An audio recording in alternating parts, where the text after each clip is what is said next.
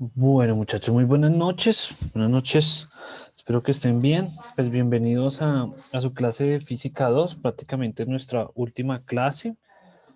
El día de hoy, pues entonces simplemente pues es recordar aquí las fechas que tenemos pendientes del tercer corte. Entonces, vamos a recordar aquí que el taller o este último taller o el tercer taller que hacemos durante este semestre se cierra este próximo domingo 29 de noviembre. Entonces la fecha del taller, la fecha de entrega del taller es este 29 de noviembre.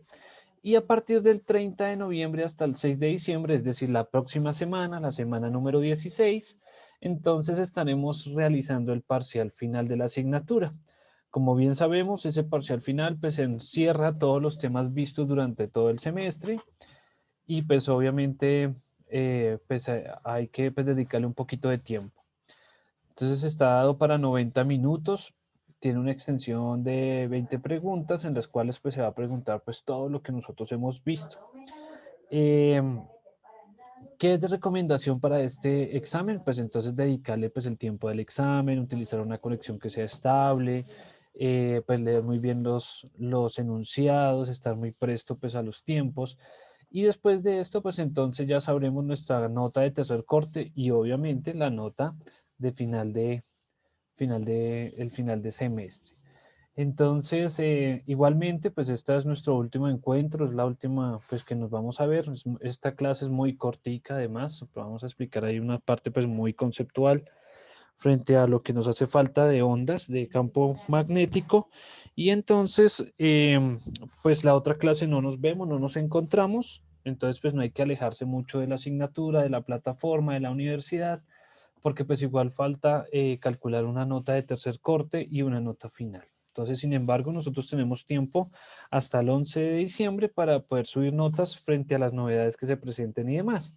Entonces, es bueno que estén pendientes de su correo institucional para que, pues obviamente, pues si hay alguna novedad, alguna noticia, entonces, pues podamos solventar ahí la situación.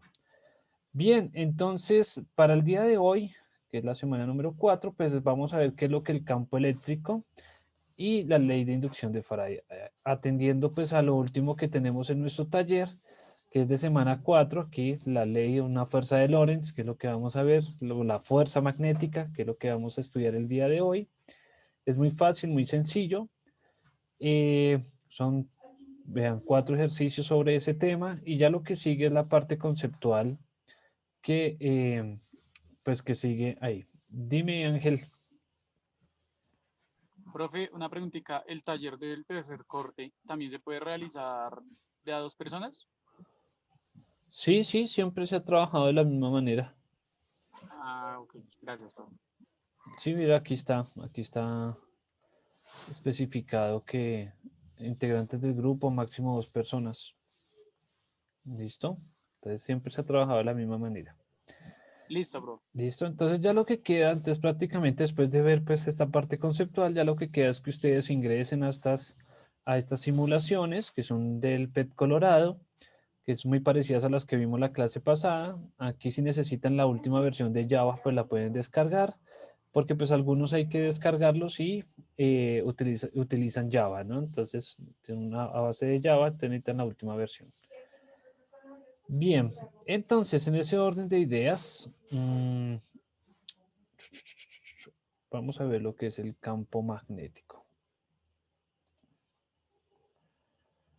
Bien, entonces el campo magnético, entonces así como el campo magnético, pues es todo aquello que ocupa el espacio completo, ¿sí? Entonces, el campo eléctrico es la misma situación, entonces es el campo producido por una carga que se puede expresar o que se extiende se extiende y ocupa todos los espacios. ¿Qué pasa con el campo eléctrico? El campo eléctrico sí pueden haber, digamos, una carga aislada, una carga positiva aislada, puede estar pues, en el espacio y puede emanar un campo eléctrico. Entonces, si nosotros teníamos por aquí, entonces una carga positiva, por ejemplo, entonces las cargas de las líneas de campo eléctrico, ojo, de campo eléctrico, entonces van hacia afuera, ¿no? Pero podemos tener, entonces podemos tener una carga aislada, ¿sí? En el espacio, una carga positiva en el espacio y ella va a producir un campo eléctrico. En cambio, el campo magnético no. O sea, nosotros no podemos tener monopolos magnéticos. Entonces, esa es una gran diferencia, aunque las características de fuerza, de flujo magnético, de interacción son muy parecidas, casi que análogas al campo eléctrico. Entonces, cuando hablamos del campo eléctrico, rápidamente hacemos alusión a la imagen de un imán.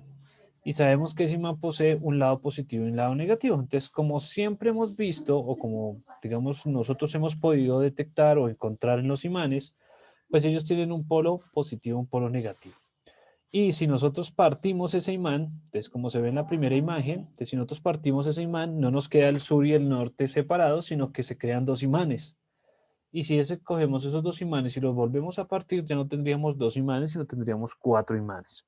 ¿Sí? Entonces, nosotros no podemos partir norte y sur, ¿sí? No lo podemos partir, tener el norte y el sur aparte, sino que pues rápidamente la parte magnética se adecua para producir el norte y el sur en cada uno de los imanes.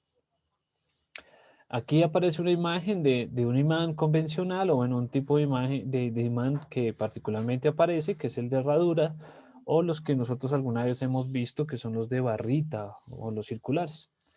Y aquí en esta imagen que aparece en la parte derecha inferior, pues entonces tenemos las líneas de campo magnético que se producen. Entonces, ¿esto cómo se puede observar? Pues entonces colocando un imán y al lado del imán se pone limadura de hierro. Esa limadura de hierro que aparece en las metalurgias, en las partes donde se trabaja acero o donde se hace ornamentación, que sale en esa viruta de hierro. Entonces, si uno lo coloca al lado del imán, esa limadura de hierro, esos fragmentos de hierro, entonces se van a orientar siguiendo las líneas de campo magnético de ese imán. Entonces, como podemos observar en esa imagen de la inferior izquierda, pues es un imán a la cual pues se le ha puesto limadura de hierro y pues se han alineado conforme a las líneas de campo magnético. Entonces, esa es la forma de evidenciar de que efectivamente pues es un imán y hay un campo magnético alrededor de ellos. Ese campo magnético pues también funciona o también aparece en cuerpos celestes. Entonces, por ejemplo, el Sol, la Tierra, los planetas particularmente poseen un campo magnético. La Tierra tiene un campo magnético muy especial y se supone, o bueno, todavía no han encontrado en sí de qué está hecho el núcleo de la Tierra y por ende, pues, por qué se produce ese campo magnético en la Tierra. Lo que sí sabemos es que pues las líneas de campo pues salen, ¿sí? Entonces salen, las líneas de campo salen, ¿sí?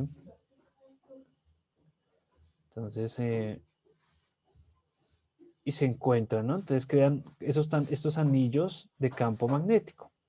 ¿Qué pasa? Aquí el Sol pues como ustedes saben, pues es un cuerpo negro en principio. Entonces, él emite todas las frecuencias, él puede emitir en todas las frecuencias del espectro electromagnético.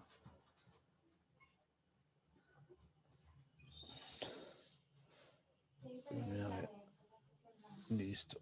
Ya, espérame a ver. Todas las frecuencias en el espectro electromagnético y no solo eso. Él lanza partículas muy energizadas llamadas neutrinos. No sé si lo han escuchado. Los neutrinos. ¿Qué pasa? Los neutrinos son partículas supercargadas que pues, pesan muy poquito, pero por su cantidad de energía pues, son capaces de atravesar la materia. Es más, estamos siendo atravesados por neutrinos en este momento. Entonces, ¿qué pasa con los neutrinos? Ellos ingresan en el polo norte.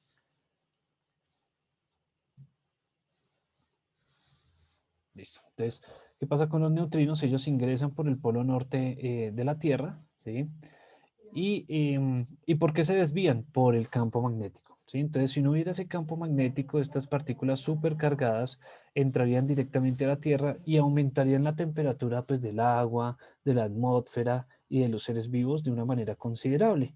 Entonces, como siempre, se desvían al polo norte de la Tierra y atraviesan la Tierra, entonces salen por acá, ¿sí? Entonces ellos atraviesan la Tierra y salen los neutrinos. ¿Cómo se detectó esto? Entonces, aquí en el polo norte, aquí hay un laboratorio, ¿sí? Hay un laboratorio donde tiene unos tanques de agua y en el polo sur también. Entonces, aquí también hay otro laboratorio, exactamente en el polo sur.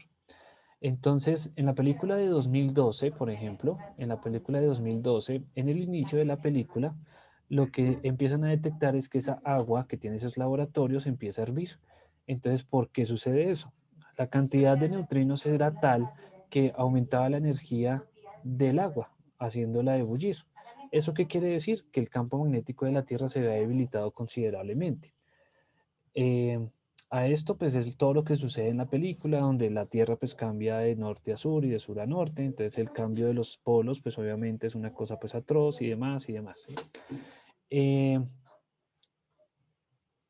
¿Qué pasa con los neutrinos en este momento? Bueno, entonces están siendo estudiados de una manera pues intensa, porque particularmente ellos entran por el polo norte y salen por el polo sur, pero hace unos meses, sí, hace como unos 2, 3 meses, encontraron que unos neutrinos entraron por el polo sur y salieron por el polo norte. Una cosa muy rara. Sí, o sea, bueno, atípica a lo que se había encontrado. Aquí hicieron alusión, de pronto ustedes lo escucharon, lo vieron en noticias, de pronto por internet, alucieron de que esa era la evidencia de que había un universo paralelo en el que el tiempo iba hacia atrás. Entonces, como el tiempo iba hacia atrás, entonces estaba como rebobinando las cosas y entonces pues los neutrinos estaban devolviendo de su camino particular que siempre llevan. Entonces, eso es lo que sucede. O bueno, noticias de última hora, bueno, últimas noticias. El campo magnético entonces es un escudo para esas super partículas energizadas y por eso se producen las auroras boreales también.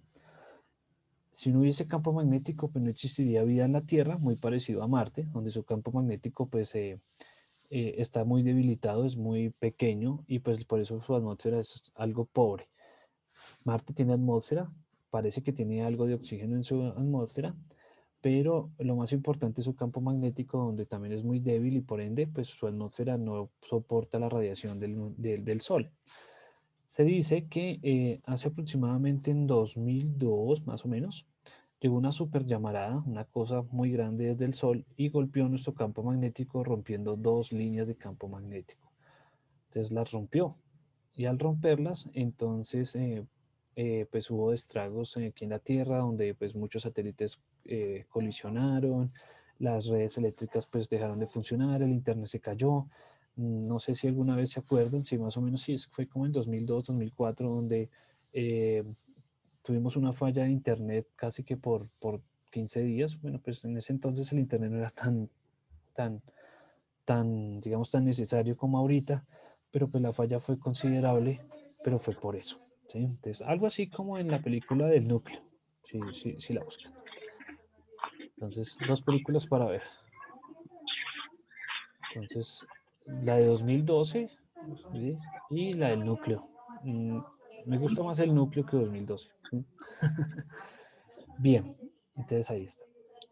A esa se le conoce como, esa capa externa se le conoce como ionosfera, y esa ionosfera cuando choca con las partículas superenergizadas, pues producen las auroras boreales que solo se ven en la parte norte o en la parte sur de la Tierra, bueno, particularmente en la parte norte, que es donde entran las partículas, ustedes Noruega, Suiza, el polo norte, pues por eso se ven inundadas de estas auroras boreales, donde pues es la expansión de ese fenómeno.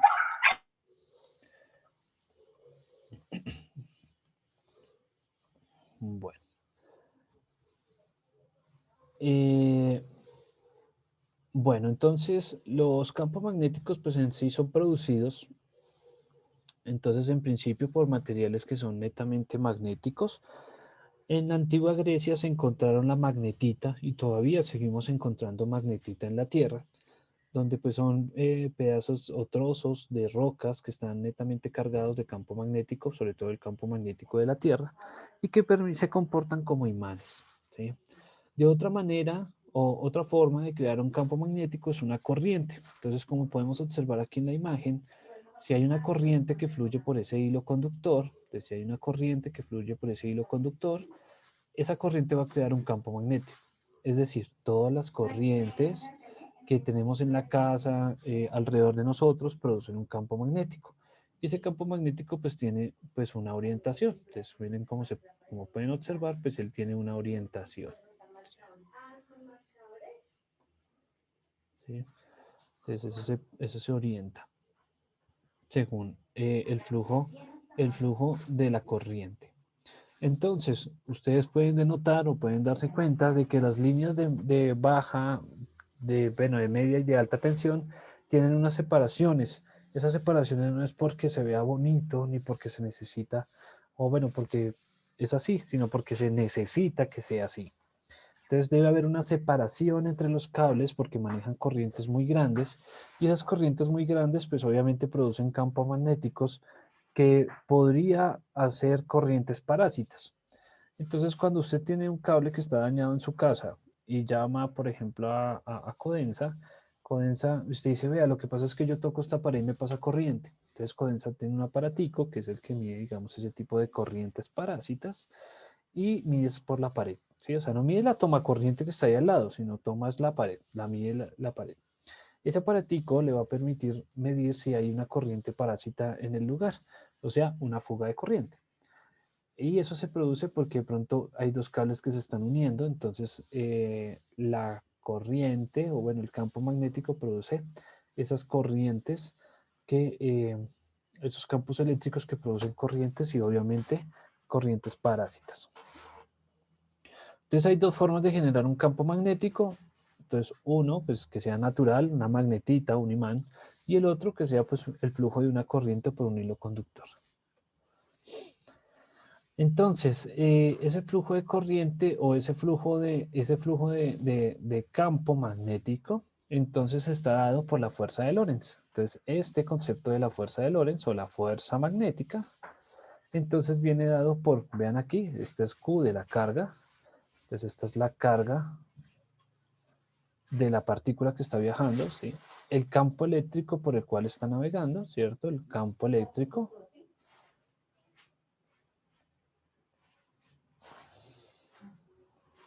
El campo eléctrico más, entonces la carga, de nuevo, entonces otra vez la carga.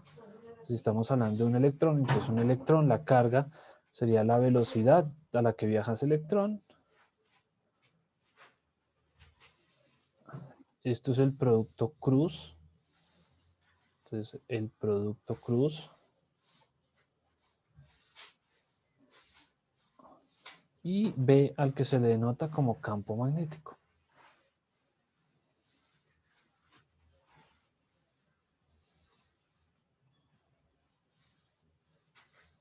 Listo. Entonces, para revisar ese concepto de fuerza magnética, entonces por eso denotamos, pues, digamos, los ejemplos o ejercicios en los cuales podemos revisar. Entonces, esa fuerza magnética, entonces esta fuerza magnética, entonces pues la podemos definir en principio, de fuerza magnética, ojo porque es vectorial, es igual a Q por la velocidad, que la velocidad también es un vector, cruz B. ¿Listo? Entonces, donde B es el campo eléctrico. Pero lo que vamos a denotar aquí es que vamos a trabajar el producto cruz.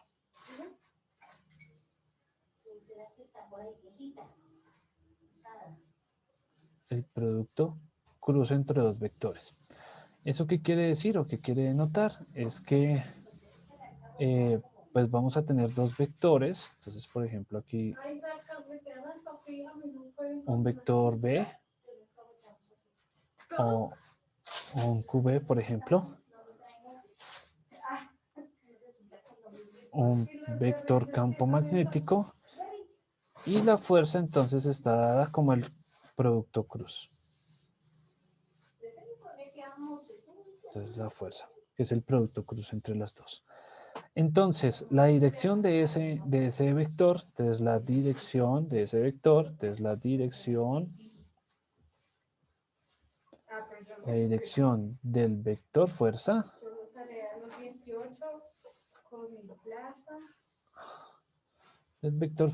está dada, bueno, está dada por la regla de la mano derecha.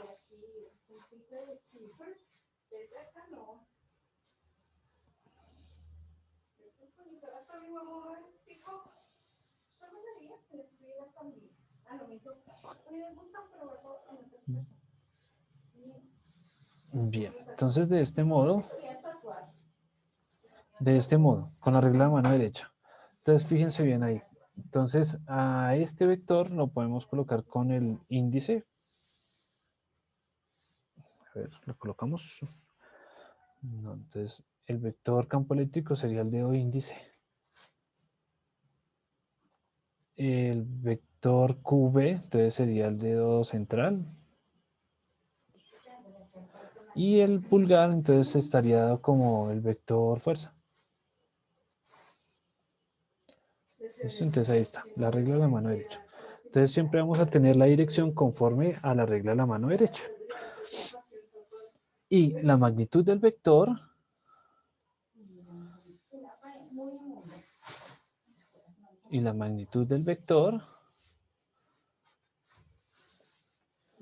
así ya, del vector F, entonces estaría dado, entonces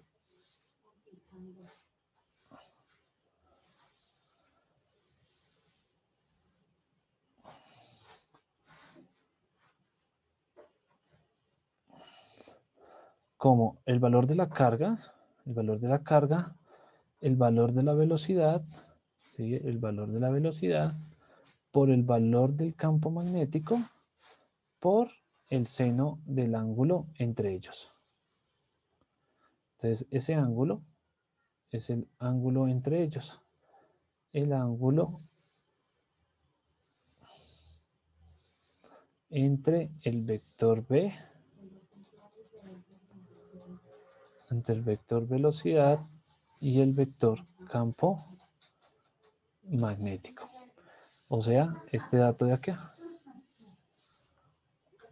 ¿Listo? Entonces fíjense bien ahí cómo sería la cosa. Muy fácil, muy sencillo, de esa manera.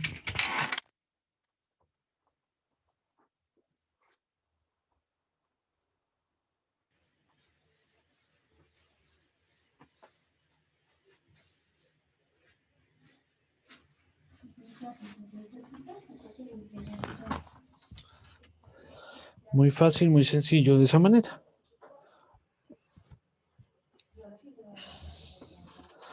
Entonces, si nosotros tenemos que una partícula, por ejemplo, un electrón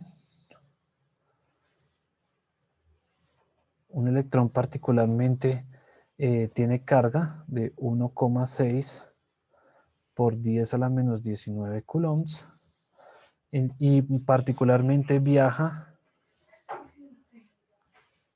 a una velocidad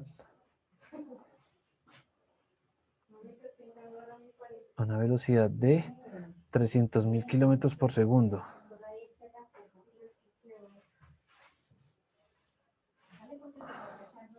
¿Sí? Entonces, si lo pasamos a metros, entonces sería las 5, las 6 a las 7. Entonces, sería 3 por 10 a la 8. Pues son 3 ceros más, ¿no? Pasando de kilómetros a metros serían 3 ceros más. Entonces sería a la 8 metros por segundo. ¿Listo? Y supongamos que se encuentra con un campo magnético, ¿sí? Pues se encuentra con un campo magnético, no sé, de 0.5 teslas. ¿Sí? Entonces, un campo magnético de 0.5 teslas.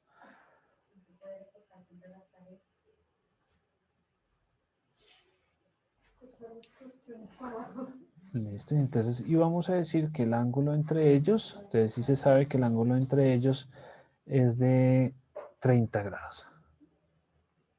Bien, muy sencillo.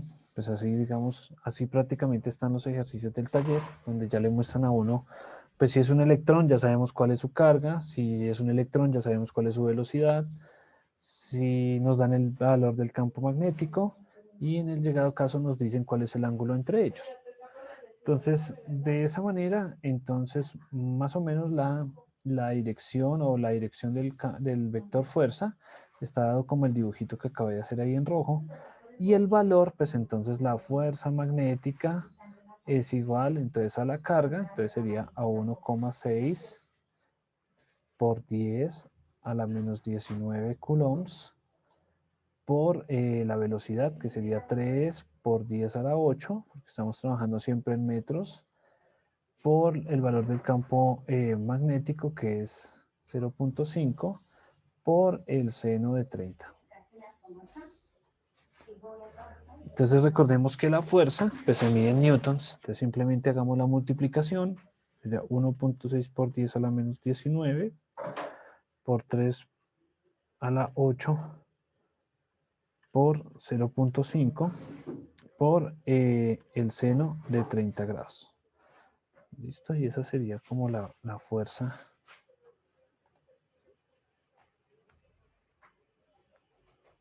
Entonces sería 1,2 por 10 a la menos 11 newtons. Listo, vamos a rectificar 1,6 por 10 a la menos 19, que es la carga, por 3 por 10 a la 8, que es la velocidad, por el campo magnético, por el seno de 30 grados. 1,2 por 10 a la menos 11 newtons. Y listo, ¿sí ven? Simplemente es revisar ese tipo de cosas. ¿Sí? No es más, no tiene mucha ciencia. Simplemente pues es revisar que un campo magnético coge una partícula y pues obviamente siente una fuerza. Entonces cuando nosotros estamos aproximando esos dos imanes, cuando alguna vez lo hemos hecho o estamos aproximando el imán a una superficie, pues entonces pues debe tener en cuenta en principio pues el material con el que se está trabajando, porque hay materiales ferromagnéticos y paramagnéticos y dimagnéticos, entonces hay que tener en cuenta eso, pero sobre todo pues la fuerza de atracción entre ellos o la fuerza de Lorentz para las partículas. Entonces la fuerza que se sufre ahí de las partículas que van viajando, digamos, también en el aire o en una corriente eléctrica. Bien, muy sencillo, muy fácil. ¿Dudas, preguntas de este ejercicio?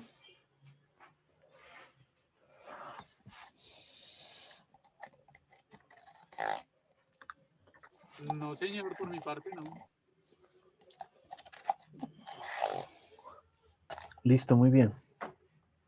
Bueno, entonces, miren aquí, estamos aplicando aquí la regla de la mano derecha. De la regla de la mano derecha, como les decía, el pulgar es el que nos dice la dirección del vector fuerza, ¿sí? Del vector fuerza. Entonces, pues ahí la están observando. La unidad general o la unidad que se va a trabajar campos magnéticos, pues es el Tesla. Ustedes ya saben que es en honor a Nikola Tesla. Se coloca de esa manera. Y un Tesla es equivalente a 10.000 Gauss. Entonces, en el sistema internacional utilizamos el Tesla y en el sistema CGS utilizamos el Gauss para describir las unidades de campo magnético. A veces también se usan los Webers, ¿sí? Entonces los Webers, pero los Webers también son para medir flujo de campo magnético.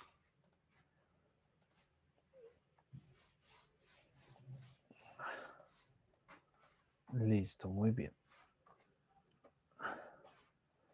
Entonces cuando tenemos un campo eléctrico que oscila junto a un campo magnético, entonces ahora tenemos, por ejemplo, una carga, un electrón. Entonces un electrón ya saben que si está solo, quietico en el espacio, entonces él tiene un campo eléctrico. Pero ahora lo ponemos a oscilar, entonces lo hacemos mover, ¿sí? Que se mueva ese electrón, ya sea en una corriente, o sea, dentro de un hilo conductor, y entonces eso se produce un campo magnético. Entonces, fíjense ahí, aquí tenemos un campo eléctrico que es el azulito, es la onda azul, y un campo magnético que es la onda rojita. Ellos oscilan de manera perpendicular. ¿Eso qué quiere decir? Que hay 90 grados entre un campo y el otro. Y eso se propagan, ¿sí? Y eso se puede propagar Esa es la luz prácticamente. Entonces, la luz es una onda electromagnética, ¿sí? Entonces, cuando ya tenemos un campo eléctrico que oscila junto con un campo magnético, entonces es una onda electromagnética. Recordemos que la luz es una onda electromagnética, o sea, los fotones son ondas electromagnéticas. Entonces, uy, ¿cómo así que fotones? Entonces, recordemos que la luz está compuesta por fotones, ¿sí? Que son partículas, o bueno, son partículas elementales porque son hechas de pura energía. Entonces, los fotones son la composición de la luz. Cuando ellos se trasladan de un lado a otro, pues se trasladan como una onda, ¿sí? Y si uno los quiere revisar como partícula, pues ellos también se dejan estudiar como partícula. Entonces, la luz es el elemento, o es uno de los tantos elementos que se deja estudiar tanto como partícula como como onda. Entonces, por eso era importante que leyeran por allá la lectura esta que se hizo en segundo corte. Entonces, como tenemos estas ondas electromagnéticas, pues entonces la luz entonces recorre un campo, bueno, recorre el espacio en diferentes frecuencias. Entonces, ¿qué sucede con esto? Cuando ella oscila, o bueno, cuando viaja de un punto a otro, dependiendo de la frecuencia a la cual oscila, entonces ella se, ella se muestra de cierta manera. Entonces, por ejemplo, para nosotros, nuestros ojos es lo que se denomina como el espectro visible. Los 256 colores que podemos distinguir o que podemos revisar está en lo que se llama el rango visible. Entonces, es este pedacito que está acá, solo este pedacito que está acá. Si nosotros nos vamos más hacia la derecha, entonces ya llegamos al ultravioleta. Entonces, por eso nos dicen que cuando vamos a la playa, o bueno, cuando particularmente vamos a tierra caliente, piscina y demás, nos aplicamos bloqueador. Es porque hay altos índices de ondas ultravioletas que provienen del Sol. Te recuerde que el Sol es un cuerpo negro que emite todas las ondas que están aquí. Entonces, para protegernos, nosotros utilizamos pues el protector, pues sí, la crema protectora. Pero ¿quién en realidad nos protege de las ondas ultravioletas? Pues la capa de ozono. Entonces, no sé si seré muy viejo, pero pues hubo un tiempo en el que el hueco de la capa de ozono era muy grande. Ahorita el hueco, entonces la Tierra, ¿qué es lo que hace? El ozono viaja o se corre o se va moviendo al polo sur de la Tierra. Entonces, si nosotros seguimos aumentando ese hueco en en la capa de ozono, pues la luz ultravioleta va a penetrar con mayor fuerza, ¿sí? Sin ningún filtro, y pues obviamente va a empezar a calentar los cuerpos, ¿sí? ¿Por qué calentarlos? Todas estas ondas, la ultravioleta, los rayos X y los rayos gamma, son ondas de alta energía que hacen que aumente la energía en los cuerpos o en las partículas o en las moléculas. Entonces, por eso se le llaman ondas ionizantes. Entonces, a nosotros particularmente la luz ultravioleta nos empieza a hacer daño, ¿sí? Sobre todo en la piel o en la superficie de la piel. Por eso nos quemamos cuando vamos a tierra caliente. Pero supongamos que nosotros estamos más osados y nos metemos a un tubo de rayos X. Como bien sabemos, los rayos X son los que se utilizan para las radiografías. Entonces nos irradian, ¿cierto? Entonces el uranio, el plutonio, el criptón, bueno, todos estos elementos, el polonio, son elementos radioactivos que tienen mucha energía. Entonces, si usted es irradiado, entonces, ¿qué pasa? Las moléculas de su cuerpo pues aumentan de energía, lo cual hace que se mueva mucho más rápido y en el llegado caso se rompen los enlaces iónicos y covalentes que tenemos en nuestra piel, en nuestro organismo, en nuestras moléculas y pues se empieza a deteriorar el cuerpo y llegará a un punto en el que pues se puede producir cáncer, ¿sí? Entonces, porque el cuerpo no puede, digamos, como subsanar esos vacíos de esos rompimientos de esos enlaces. Eh, Cuando una persona es irradiada con cantidades letales de radiación, entonces eso es lo que sucede. Entonces su cuerpo se empieza a deteriorar, es como si se empezara a desintegrar, ¿sí? Lo primero que se empieza a desintegrar son sus órganos internos, su cerebro, todo lo demás, hasta que llega un punto en que, pues, digamos, los enlaces entre las moléculas no resisten y se empieza como a derretir. Eso fue lo que pasó en Chernobyl en el 86. ¿Sí? Entonces la gente estaba tan irradiada con niveles exageradamente altos de radiación a tal punto de que la gente ya a la hora o a las 2 horas de haberse irradiado empezaron a vomitar y pues vomitaban era todo, vomitaban sus entrañas por así decir y pues porque prácticamente se estaban era derritiendo. La radiación más dura o las partículas más duras son la radiación alfa, beta y gamma.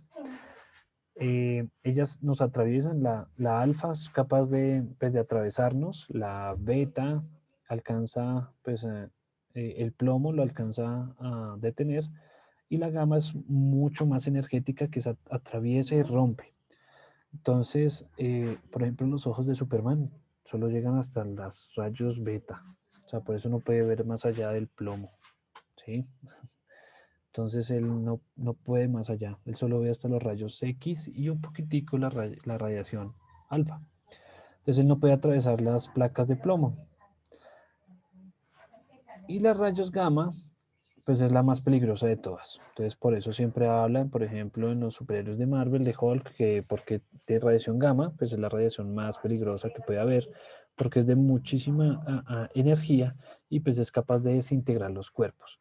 Entonces, por ejemplo, en la película de Marcianos al Ataque, esa de los marcianitos o el marcianito de Looney Tunes que tiene una pistola que desintegra, pues es una pistolita de rayos gamma, porque prácticamente destruye todos los enlaces y se vuelve la persona átomos y ya. Por el otro lado del espectro visible, entonces al lado izquierdo tenemos las ondas no ionizantes, o sea, las que no nos hacen daño. Entonces tenemos el infrarrojo. Entonces el infrarrojo, muchos animales ven en infrarrojo. Entonces, y lo hemos visto, ¿no? Entonces en las estufas eléctricas, en los asados, cuando vemos que el carbón está al rojo vivo, entonces está el infrarrojo y está más o menos a unos 1500, 1800 grados. Entonces ahí está. Las estufas eléctricas también lo tenían. ¿Sí? Y hay muchos animales en la naturaleza que ven desde el infrarrojo. Por ejemplo, las serpientes, ellas utilizan el infrarrojo para mirar el calor de los cuerpos de los roedores y de los animales con los que se va a alimentar. Entonces ahí está. Las microondas pues son bien conocidas, nos permiten pues obviamente transmitir audio y video. Por ejemplo, los noticieros utilizan ondas microondas que son pues muy rápidas en espacios muy cortos y sobre todo para pues, lo que nosotros utilizamos como el microondas para calentar las comidas, entonces hace vibrar las moléculas de agua que están en el interior de los alimentos para calentarlos. Después siguen las ondas de radio, que son las ondas más grandes, son las ondas con las que pues, se produce el radio, la televisión, los celulares y demás. Entonces, aquí, por ejemplo, vamos a hacer un ejemplito por acá. Entonces, vamos a decir que por aquí, a ver, lo pinto, a ver. Entonces, vamos a suponer que la 3G era por acá. Sí, la 3G, las ondas 3G estaban por acá, la conectividad 3G. La 4G, pues ya es como por acá. Y la 5G, entonces ya empieza pues a abordar otros caminos del espectro electromagnético donde entre más a la derecha nos vayamos, pues mayor serán las frecuencias y por lo tanto pues obviamente la transmisión de datos pues será más rápida y con mayores anchos de banda. Entonces ustedes se han dado cuenta o se han visto videos de la 5G en China donde se superan las 2000 megas de navegación y pues obviamente la transmisión de datos pues es exagerada. Pero pues todo juega en eso, en lo que se denomina el espectro electromagnético. Entonces es jugar con la luz, es jugar con la vibración de la luz, con la frecuencia de la luz, las longitudes de onda de la luz y demás. Por último, entonces como pueden observar aquí en la parte superior, entonces esta es la onda, bueno, el tipo de onda, la longitud de onda. Entonces las de radio tienen una longitud de onda muy grande. En cambio, las rayos gamma es una longitud de onda muy pequeña con una frecuencia muy alta a comparación de las ondas de radio que la frecuencia es muy pequeña. ¿Listo? Entonces ahí está. Esto es lo que se denomina el espectro electromagnético y pues sus implicaciones para nosotros. Como les decía, pues entonces lo más duro o digamos lo más peligroso para nosotros pues es la radiación. La radiación, pues obviamente hay muchos productos o digamos ciertos sitios donde se maneja radiación, ¿sí? Entonces, hay sitios, por ejemplo, los círculos de Van Allen o los anillos de Van Allen que están por fuera de la Tierra, son 2 anillos, 4 anillos que recubren la Tierra y son radioactivos, son netamente radioactivos y la radiación es netamente letal. Entonces, una de las cosas es calcular dónde están los anillos de Van Allen para poder salir de la Tierra. Entonces, por ejemplo, los cohetes o las misiones que han ido a la Luna o que han salido más allá, eh, han tenido que calcular dónde están los círculos de Van Allen o los anillos de Van Allen para poder sacar pues las tripulaciones y los aparatos para que la radiación no los dañe, porque es una radiación tan letal que pues obviamente es difícil digamos, de eludir. Entonces, pues los anillos tienen cierta altitud, ¿no? Entonces, por ejemplo, la Estación Espacial Internacional está por debajo de los anillos de Van Allen. Esta es una de las situaciones o una de las controversias de los tierraplanistas que dicen que pues por los círculos o por los anillos de Van Allen tiene una radiación tan letal que por eso nadie ha podido salir de la Tierra y que eso es una de las, digamos, barreras que se tienen naturales para poder salir de la Tierra y por lo tanto la Tierra es plana. ¿Sí? Entonces, por eso es mentiras de que se ha podido salir de la Tierra, por eso son mentiras que se han podido enviar misiones al espacio donde pues toman fotos de los planetas del sistema solar, donde pues el alunizaje fue mentira. Bueno, pues ahí ya va cada uno de ustedes a su criterio de que quiera revisar, pero pues ahí está. Entonces un astronauta que salga a caminata espacial debe tener su casco y su recubrimiento de casco está hecho en oro para poder rechazar la radiación y pues obviamente no sea letal para él porque está por fuera de la Tierra, donde está por fuera de la atmósfera y demás y todos sus filtros naturales. Entonces ahí la tenemos. Elementos naturales de la radiación, entonces el uranio, el polonio, el francio, entre otros. Los artificiales, entonces el plutonio, el potasio, el cesio, el yodo. Entonces, cuando cogen un elemento y le agregan neutrones, se vuelve radioactivo, se vuelve inestable y pues obviamente pues puede producir una explosión. Entonces, por ejemplo, el plutonio es artificial, es un material hecho artificialmente por humanos, donde cogieron pues materiales y les agregaron neutrones y crearon el plutonio, ¿sí? El plutonio surgió pues para poder suplir las necesidades de uranio en la Segunda Guerra Mundial, Estados Unidos, 1945. La primera bomba que estalló fue de plutonio, ¿sí? La que hizo la prueba allá en el desierto fue de plutonio. La primera que lanzó sobre Hiroshima fue de uranio y la segunda fue de plutonio, ya habiendo comprobado que efectivamente el plutonio funcionaba. En Chernobyl hay isótopos de potasio, cesio y yodo que son radiactivos. Y, por ejemplo, el cáncer de tiroides, o bueno, las implicaciones de la tiroides, de nuestra glándula tiroides que está en nuestro cuello, en nuestra garganta, se trabajan con el yodo radiactivo. Bueno, la bomba atómica, como les decía, entonces, pues obviamente es una de las cosas, pues digamos que los científicos desaprueban porque pues es usar la ciencia en pro de las guerras y no en el avance de la humanidad. Entonces, pues como ven, una bomba atómica pues produce tanta energía, radiación, destrucción y demás. Y por último, pues el desastre nuclear de Chernobyl, que fue en 1986, fue más o menos como en finales de abril. El reactor número 4 estalló y pues obviamente pues dejó un desastre nuclear. Prácticamente todos los que nacimos en el 86 pues estamos irradiados y dicen que todos los desastres naturales, todo el cambio climático y demás está producido por la radiación que expulsó Chernobyl en ese entonces. La ciudad de Chernobyl está en este momento inhabitable, o sea, Pripyat y Chernobyl están inhabitables por los próximos 20.000 años hasta cuando se disipe toda la radiación que está ahí. Tanto ha sido así que la ONU construyó o empezó a construir un sarcófago para poder cubrir toda esa radiación. Lo empezó a construir desde afuera y lo empezó a correr. Entonces construía un pedazo y iba corriendo, iba corriendo, iba corriendo hasta que por fin eh, lo, lo encerraron, ¿sí? Este sarcófago de zinc está hecho para 5.000 años, 5.000, 8.000 años, que pues la esperanza de la humanidad en este momento es que dentro de 8.000 años ya se tenga la tecnología suficiente para poder eliminar la radiación pues de ese sector.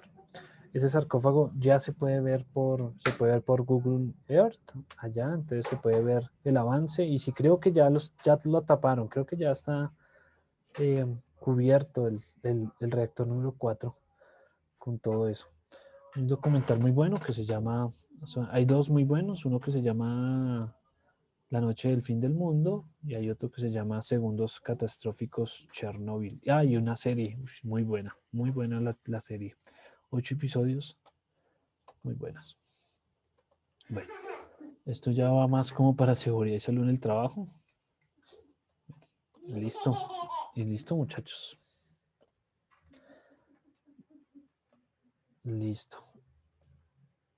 Entonces, no sé si tienen alguna duda, pregunta.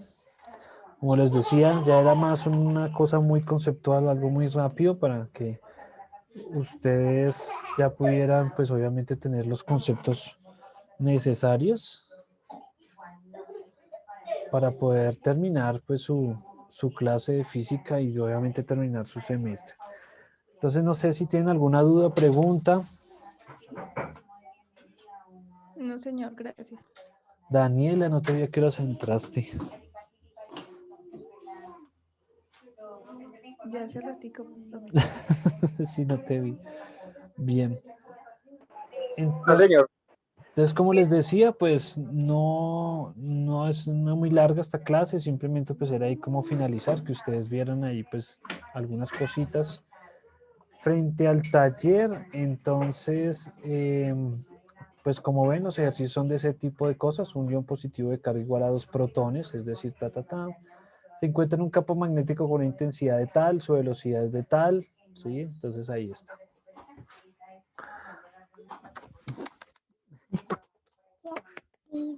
Hola. Bien. Entonces, como ven, muy sencillos, muy fáciles. Entonces, simplemente pues es pues entrar, revisar las simulaciones, interactuar un poco con ellas y solucionar el punto 19 que ya, digamos, es parte de ustedes. Y listo, con eso pues ya acabaríamos pues prácticamente la asignatura y pues el semestre.